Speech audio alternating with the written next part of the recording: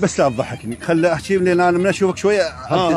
اي والله ما اقدر، ما خلي شويه تروح الضحك. يلا حبيبي هلا استاذ حبيبي، هاي مقاريد الله اللي يروحون للمستشفيات. يعني مثلا ابو الرنين يقول لهم شهرين يلا نروحكم السنه، اي يشهد الله بذلك. فاتمنى من جنابك رساله لوزاره الصحه انه خلي يحترموا بالمستشفيات اللي مدينه الصدر. يعني يكون يا ريت المواطن يكون نروح يشوف خدمات، يشوف مثلا ماكو تاجيل. ابو من؟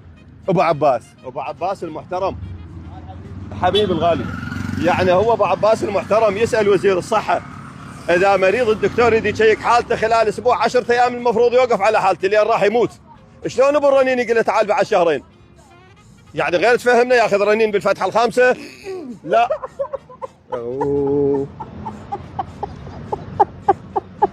لا غير نسال وزير الصحه. ابوي لا يعني باوع انت حتى الابو ميته ما تضحك بعد شو تريد؟ هلا